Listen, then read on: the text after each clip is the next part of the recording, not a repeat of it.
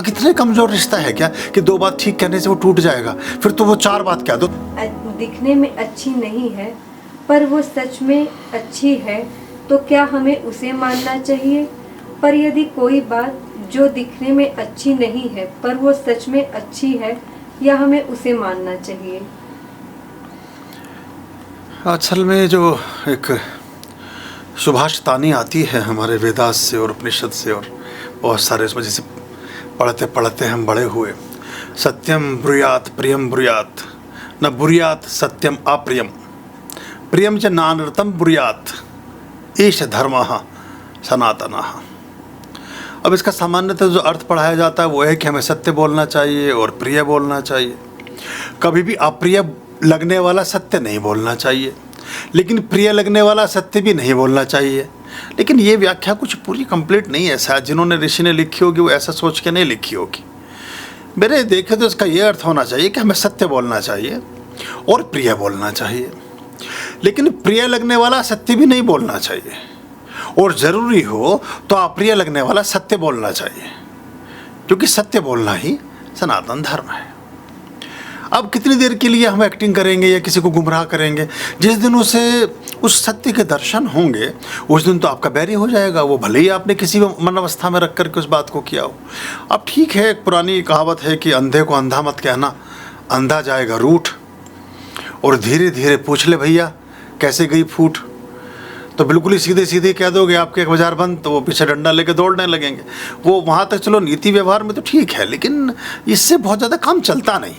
इससे एक भदेश स्थिति, एक मतलब एक पाखंड क्रिएट होता है। ये बहुत लंबे समय में सुखकारी नहीं है। जो हम लोगों के मनों को तौलते रहते हैं और उनको, इससे एक अजीब सा हमारे व्यक्तित्व भी एक भीरू व्यक्ति का, डरपोक व्यक्ति का, एक डिप्लोमेट और पॉलिटिशियन टाइप का और उस तरह के आदमी का एक व्यक्तित्व बनता जाता है। तो अब ठीक है, कितने कमज़ोर रिश्ता है क्या कि 2 बात ठीक कहने से वो टूट जाएगा, फिर तो वो 4 बात कह दो, तोड़ ही लो उसको, क्योंकि उनको फ़ायदा नहीं चलाने से भी उसे। क्योंकि अगर ऐसे आज 2 ये वाली इन बातों से टूटेगा, कल को 2 दूसरे वाली से टूट जाएगा, परसों 2 और तीसरे वाली से, ये तो 2 बातें तो आती रहेंगी कभी ना कभी। बातें कितनी ही हो, किसी से ना टूटे, बात तो उसकी है मज़े की। ऐसा कैसा संकल्प कि जरा सी किसी, अब जैसे बहुत सी बात, किसी ने एक पन्ना जला दिया, ये हिंदू धर्म संकट में। अरे तुम लाख पन्ने जलाओ, हिंदू धर्म कभी संकट में नहीं आ सकता। तुम खुद जल जाओ बैठकर चिता पे, तब भी हिंदू धर्म संकट में नहीं आने वाला।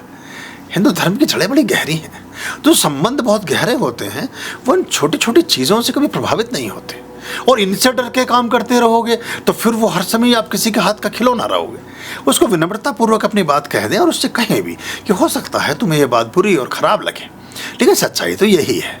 और जब तुम्हें सच्चाई का दर्शन होगा तो तुम्हारा मेरे प्रति भी एक सत्कार पैदा होगा। मेरे मतलब जब जो आप डील कर रहे हैं जिससे, कि तुम्हारा मेरे प्रति भी सत्कार पैदा होगा और सहयोग और सम्मान पैदा होगा। और अपने बारे में भी तुम्हें लगेगा कि मुझे उतने दिन पहले तो बता ही दिया था कि मैं आगरा वाली बस में नहीं, सादरा वाली बस में बैठा हूँ, या मुझे जाना देहरादून था और मैं बैठ गया हूँ जयपुर वाली बस में।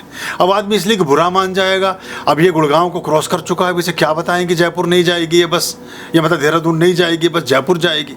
तो वो तो जब जयपुर उतरेगा तो और गालियाँ बकेगा कि उनको तो पता ही था, वो तो गुरुग्राम में उतर गए, उनको तो मालूम ही था कि गुरुग्राम वाला रास्ता देहरादून नहीं जाता।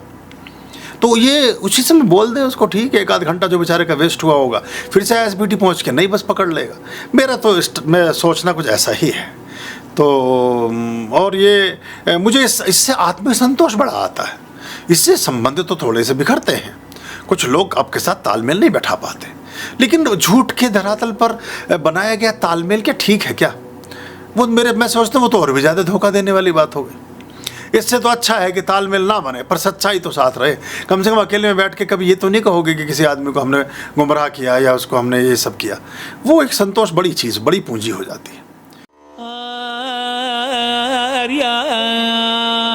अभयां भज रे